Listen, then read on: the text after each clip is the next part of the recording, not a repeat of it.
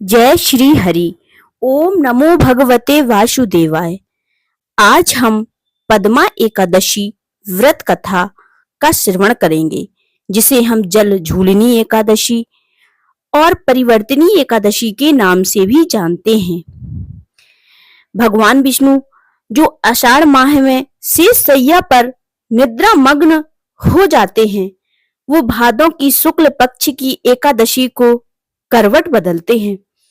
इस एकादशी को पद्मा एकादशी या परिवर्तनी एकादशी और जल झूलनी एकादशी के नाम से भी जानते हैं। इस दिन लक्ष्मी पूजन भी करना चाहिए। विष्णु जी सहित लक्ष्मी जी का पूजन अवश्य करें। आइए कथा प्रारंभ करते हैं। अगर आप चैनल पर नए हैं तो चैनल को सब्सक्राइब कीजिए, लाइक कीजिए और शेयर करना ना भूलिए। आइए पद्मा एकादशी की कथा का श्रवण करते हैं। युधिष्ठिर ने पूछा, केशव कृपया यह बताइए कि भाद्रपद मास के शुक्ल पक्ष में जो एकादशी होती है उसका क्या नाम है, उसके देवता कौन से हैं और कैसी विधि है। भगवान श्री कृष्ण बोले, राजन, इस विषय में मैं तुम्हें आश्चर्यजनक कथा सुनाता हूँ, जिसे ब्रह्मा जी ने महात्मा नारद से कहा था। नारद जी ने पूछा, चतुर्मुख, आपको नमस्कार है। मैं भगवान विष्णु की आराधना के लिए आपके मुख से यह सुनना चाहता हूँ कि भाद्रपद मास के शुक्ल पक्ष में कौन सी एकादशी होती है। ब्रह्मा जी ने कहा, मुनि श्रेष्ठ, तुमने बहुत उत्तम बात पूछी है। क्यों ना हो, वैष्णव जो ठहरे, भादों के शुक्ल पक्ष की एकादशी पद्मा के नाम से विख्यात है। उस दिन भगवान ऋषिकेश की पूजा होती है। यह उत्तम व्रत अवश्य करने योग्य है। सूर्यवंश में मानधाता नामक एक चक्रवर्ती शक्त प्रतिज्ञ और प्रतापी राजश्री हो गए हैं। वे अपने औरस पुत्रों की भांति धर्म पूर्वक प्रजा का पालन किया करते थे।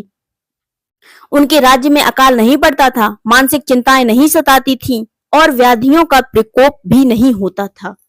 उनकी प्रजा निर्भय तथा धन धान्य से समृद्ध थी। महाराज के कोष में केवल न्यायोपार्जित धन का ही संग्रह था।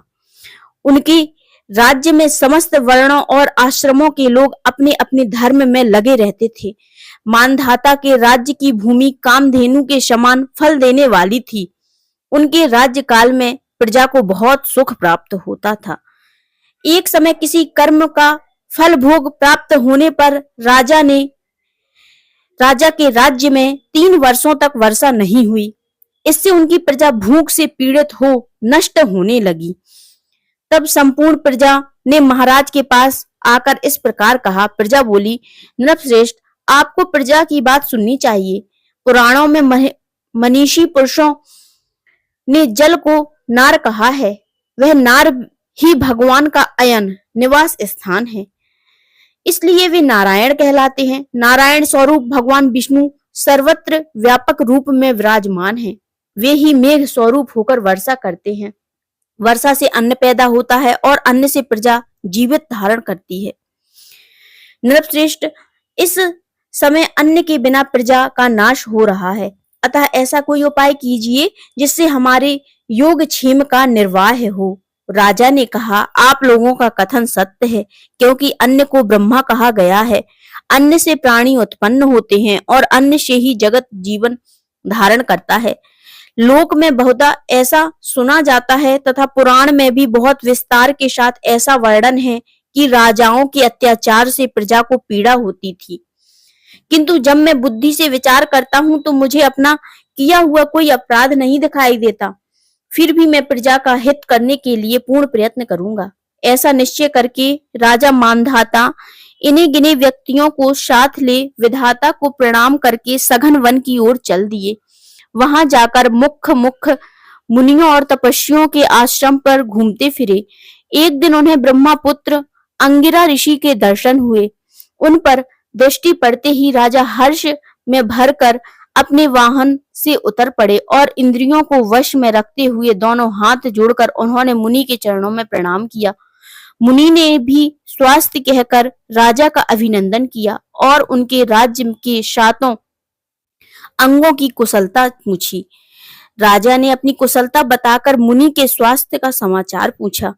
मुनि ने राजा को आसन और अर्घ्य दिया उन्हें ग्रहण करके जब वे मुनि के समीप बैठे तो मुनि ने कहा, राजा से आगमन का कारण पूछा। राजा ने कहा, भगवान, मैं धर्मानुकूल प्रणाली से पृथ्वी का पालन कर रहा था, फिर भी मेरे राज्य में वर्षा का अभाव हो गया। इसका क्या कारण है? इस बात को मैं नहीं जानता। ऋषि बोले, राजन, सब युगों में उत्तम यह सतयुग है।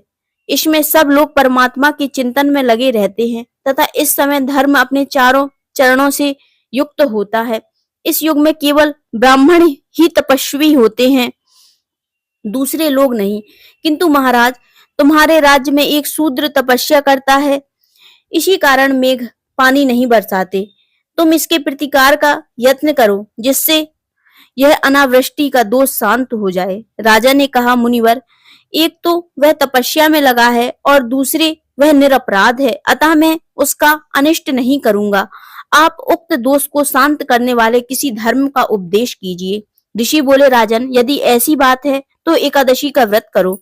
भाद्रपद मास के शुक्ल पक्ष में जो पद्मा नाम से विख्यात एकादशी होती है, उसके व्रत के प्रभाव से निश्चय ही उत्तम वृष्टि होगी।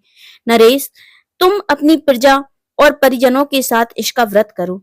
ऋषि के ये वचन सुनकर राजा अपने घर लौट आए। उन्होंने चारों वर्णों की समस्त प्रजा के साथ भादों के शुक्ल पक्ष की पद्मा एकादशी का व्रत किया। इस प्रकार व्रत करने पर मेघ पानी बरसाने लगे, पृथ्वी जल से आप्लावित हो गई और हरी भरी खेती से सुशोभित होने लगी। इस व्रत के प्रभाव से सब लोग सुखी हो गए। भगवान श्री कृष्ण कहते हैं, राजन, इस कारण इस उत्तम व्रत का अनुष्ठान अवश्य करना चाहिए। पद्मा एकादशी के दिन जल से भरे हुए घड़े को वस्त्र से ढककर दही और चावल के साथ ब्राह्मण को दान देना चाहिए। साथ ही छाता और जूता भी देना चाहिए। दान करते समय निम्नांकित मंत्र का उच्चारण करना चाहिए। नमो नमस्ते गोविंद बुद्ध श्रवण संज्ञक अघोग संक्षयम कृत्वा सर्व सौख्य प्रदो भवा भुक्ति मुक्ति प्रदश्य चेयो लोकानाम सुख दायका। बुधवार और श्रवण नक्षत्र के योग से युक्त द्वादशी के दिन बुद्ध श्रवण नाम धारण करने वाले भगवान गोविंद, आपको नमस्कार है, नमस्कार है। मेरी पाप राशि का नाश करके आप मुझे इस प्रकार के सुख प्रदान करें। आप पुण्यात्मा जनों को भोग और मोक्ष प्रदान करने वाले तथा सुखदायक हैं। यह इस मंत्र का अर्थ था। राजन, जो भी इस एकादशी को पढ़ने और सुनने से मनुष्य के सभी पापों से मुक्त हो जाएगा और धन धान से परिपूर्ण रहेगा। अगर आपको कथा अच्छी लगी है तो आप कथा को लाइक करें और कमेंट बॉक्स में श्री हरि के चरणों में ओम नमो भगवते वासुदेवाय जरूर लिखें। जय श्री हरि। शुभ परिवर्तिनी एकादशी आप सभी का मंगल हो।